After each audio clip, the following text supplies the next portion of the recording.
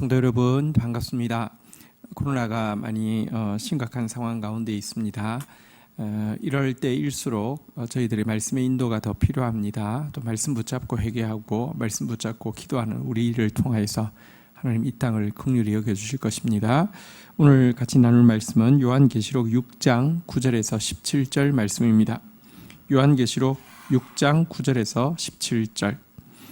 우리 9절 10절 먼저 읽고 시작하도록 하겠습니다. 9절 다섯째 인을 떼실 때에 내가 보니 하나님의 말씀과 그들이 가진 증거로 말미암아 죽임을 당한 영혼들이 제단 아래에 있어 10절 큰 소리로 불러 이르되 거룩하고 참되신 대주제여 땅에 거하는 자들을 심판하여 우리 피를 갚아주지 아니하시기를 어느 때까지 하시려 하나이까 하니. 자, 지금 7인을 떼고 있는 장면 중에서 지난 토요일 날에는 넷째 인까지 떼는 장면을 보았습니다. 여기에는 이제 이 땅 가운데 거짓 메시아와 또 그로 이제 말미암은 전쟁, 또 기근, 그리고 죽음, 전염병 이런 것들이 이제 퍼지는 내용이었는데요. 자, 다섯 번째 인을 뗄 때에는 땅 위가 아니라 하늘에서 일이 이루어지게 됩니다. 하나님의 말씀을 받아가지고요, 그것이 자기 것이 되어서 그것을 증거하다가 자신의 말로 증거하다가 죽임을 당한 영혼들이 하나님의 제단 아래에 앉아 있는 모습입니다. 이곳에서 큰 소리로 기도하고 있는 모습입니다. 그들이 기도할 때에 먼저 그들의 기도를 받으시는 대상이신 예수 그리스도에 대해서 이렇게 고백을 합니다. 하나님 아버지에 대해서 이렇게 고백을 합니다. 거룩하고 참되신 대주제여라고 보좌에 앉으신 하나님을 향한 고백을 하고 있습니다. 거룩하다라는 이 표현은요, 하나님은 죄를 증오하시고 심판하신다는 것을 의미합니다. 그리고 당신의 언약을 반드시 신실하게 지키신다는 것도 의미합니다. 그리고 참되시다는 것은 하나님은 당신이 하신 말씀을 반드시 신실하게 지키신다는 면에서 참되다 할 수 있습니다. 그리고 모든 능력과 모든 권세를 가지셨다는 점에서 대주제라고 할 수 있습니다.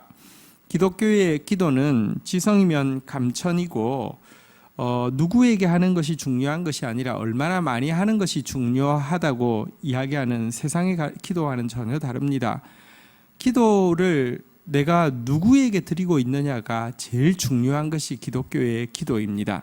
하나님은 거룩하신 분이시고요, 하나님은 참되신 분이시고요, 하나님은 모든 권세를 가지고 있는 대주제이신데요, 이분 앞에서 죽임당한, 순교당한 영혼들이 구하고 있는 것은 우리의 피를 갚아주시고 심판해 달라는 내용이었는데요. 이 우리의 피를 갚아주시고 이 심판해 달라는 내용은 사실은 개인적인 원한을 풀어달라는 것이 아니라 모든 죄악이 심판받아 소멸됨으로 말미암아 하나님의 나라가 이루어지기를 구하는 간구였습니다. 사실은 이렇게 신원해 달라는 기도들이 성경에 나오고 있는데요, 이것이 개인의 원한을 갚아달라는 것이 아니라 모든 인류가 죄와 죽음, 사단의 권세 아래서 당하고 있는 이 악에 대해서 하나님 갚아주시고 하나님께서 원래 계획하고 있는 하나님 나라가 세워지기를 구하는 기도가 바로 성경에 나오는 신원하는 기도인데요. 이처럼 하나님 나라를 구하는 이들의 기도에 대해서 11절 보도록 하겠습니다. 각각 그들에게 흰 두루마리를 주시며 이르시되 아직 잠시 동안 쉬되 그들의 동무종들과 형제들도 자기처럼 죽임을 당하여 그 수가 차기까지 하라 하시더라. 다섯째 인을 떼실 때 사실은 이 7인이 다 떼지고 나서 두루마리가 펴지면 예수 그리스도가 죽으면서 하신 유언대로 이제 하나님 나라가 이루어질 것인데요. 다섯째 인을 뗐을 때에 이 순교당한 자들의 간구에 대해서 하나님께서는 그들에게 흰 두루마리를 주셨습니다. 그들이 두루마기를 주셨습니다. 그들이 의로움을 인정하는 것이죠. 그들의 죽음에 대해서 주께서 귀히 여기신다는 것을 인정하는 것이죠. 그러나 아직까지 잠시 동안은 더 쉬고 있으라고 이야기하면서 순교자의 수가 차기까지는 아직까지는 이 심판이 악에 대한 심판이 이루어지지 않을 것이라고 이야기하고 있습니다. 하나님 나라의 완성은 순교자가 숫자가 차야 된다는 표현이 있는데 이것은 달리 이야기하면 세상에 악이 가득 차야지 된다는 표현과 마찬가지입니다. 악이 찰수록 악은 바른 말씀의 증거를 견딜 수 없기 때문에 그들을 죽일 것이고요. 순교자의 수가 차게 될 것이기 때문에 그렇습니다. 이것은 성경에 보면 가나안 땅을 심판하시기 전에 그 땅에 죄악이 가득하기 전까지는 아직 심판받을 때가 안 되었다고 이야기하신 것과도 일맥상통한 것입니다. 한편으로 이것을 우리 개인에게도 적용할 수 있습니다. 여러분, 우리 안에 순교자의 수가 차야지 주의 심판이 이루어진다는 말이, 주의 구원이 이루어진다는 말이 무엇일까요? 우리가 예수 그리스도로 말미암아 새 생명을 받았지만 우리 안에 여전히 옛 죄의 습성들이 존재합니다. 그것들이 죽임을 당할 때에 환난을 통하여서 고난을 통하여서 그것들이 꺾어지게 될 때에 그제서야 하나님의 나라가 우리 가운데 임하고 우리 가운데 임한 나라가 세상 가운데 퍼져갈 수 있다는 것을 개인적으로도 의미한다고 할 수 있습니다. 어쨌든 다섯째 인을 떼실 때는 이 순교자들의 기도가 하나님 앞에 올라가고 있고요. 이제 때가 가까웠다고 이야기하시면서 이제 죄악의 때가 가득 찰 때, 순교의 피가 가득 찰 때 하나님 나라는 반드시 이루어진다고 위로하는 말씀이었습니다. 이제 여섯 번째 인을 떼는 내용을 보도록 하겠습니다. 12절, 13절, 14절 우리 보도록 하겠습니다. 12절, 내가 보니 여섯째 인을 떼실 때에 큰 지진이 나며 해가 검은 털로 싼 상복같이 검어지고 달은 온통 pit같이 되며 13절, 하늘의 별들이 무화과 나무가 대풍에 흔들려 설익은 열매가 떨어지는 것 같이 땅에 떨어지며 14절, 하늘은 두루마리같이 말리는 것 같이 떠나가고 각 산과 섬이 제자리에서 옮겨지며. 자, 여섯 번째 인을 떼시자 이 한 큰 지진도 나고요, 해도 어두워지고 달도 붉어지고 별들이 태풍 앞에서 무화과 떨어지듯이 떨어지게 되었다라고 이야기하고 있습니다. 하늘이 두루마리처럼 말려가게 되고 산도 섬도 자리를 옮겨지게 되었다, 이렇게 이야기하고 있습니다. 엄청난 천재지변을 이야기하는 것이죠.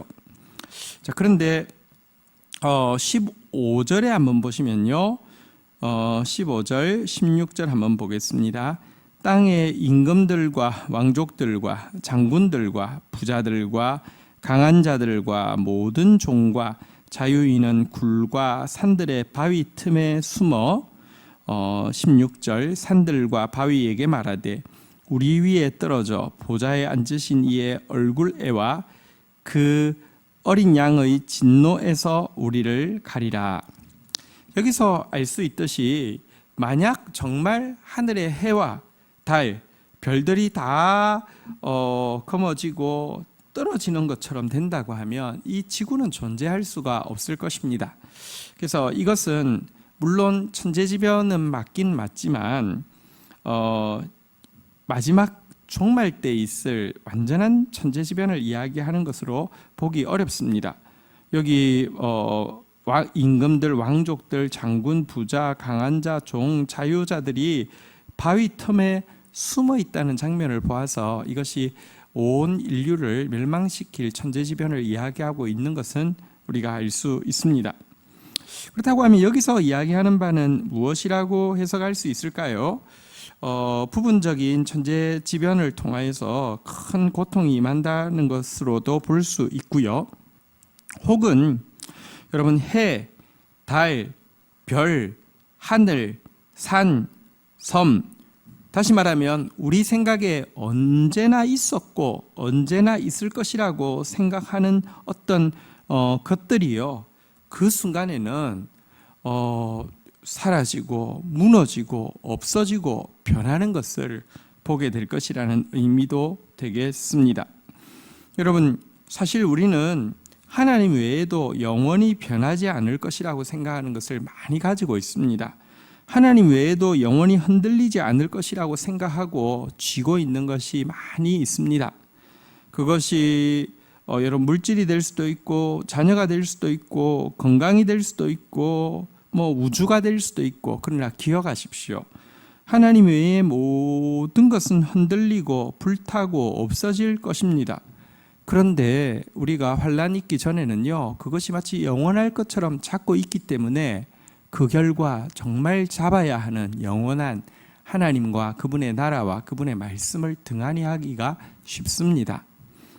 여섯 번째, 이 재앙을 통하여서 이 천재지변과 또 우리가 생각했던 고정관념으로 반드시 언제나 있을 거라고 생각했던 것이 다 무너져 내리는 일을 보게 될 것이라는 것입니다. 그런데 이 모든 것이 무너져 내릴 때에 이 무너져 내리는 이것이 무서운 것이 아니라, 우리가 읽은 바대로 살아남은 사람들이 산이 무너지는 건 무섭지 않고 바위가 무너지는 건 무섭지 않고요, 정말 무서운 것은 보좌에 앉으신 이의 얼굴, 그리고 어린 양의 진노가 정말 무서워서 차라리 산이 무너져서 나를 덮어줬으면 좋겠다고, 나는 어린 양의 진노 앞에 설 수 없고 보좌에 앉으신 하나님의 진노의 얼굴 앞에 설 수 없다라고 고백하게 될 것이다 라고 이야기하고 있습니다. 마지막 17절 읽겠습니다. 그들의 진노의 큰 날이 이르렀으니 누가 능히 서리요 하더라. 여러분, 하나님의 진노 앞에서 무사히 설 수 있는 사람은 한 사람도 없습니다. 그런데 이 사실을 제대로 인식한 사람은 그 진노에서 벗어나게 되는 구원이 이미 예수 그리스도를 통하여서 주어진 사실도 알게 되고, 이 같은 구원이 얼마나 보배로운지를 알고 감격하게 됩니다. 하나님을 두려워하는 사람만이 구원에 감격하게 되고, 영원하신 하나님을 붙잡는 사람만이 허망하고 없어질 것들을 붙잡지 않을 수 있는 참된 자유를 가지게 되는 것입니다.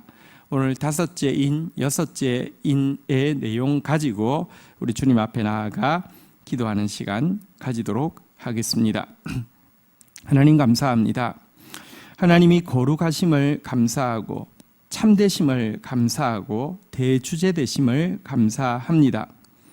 악을 미워하시며 신실하게 당신의 말씀을 이루시며 하늘과 땅의 모든 권능을 가지고 계신 주님, 우리가 하나님 앞에서 주의 말씀 붙잡고 그 말씀 증거하다가 내가 죽고 예수 사는 인생 되어지게 하여 주시며 이 땅에 죄악이 가득 차야지 하나님의 또 나라가 이루어진다는 사실을 알고, 죄악이 가득한 세상 가운데 죄악에 물드는 자가 아니라 죄악과 싸우는 산 순교자의 삶을 살 수 있도록 저희를 붙들어 주옵소서.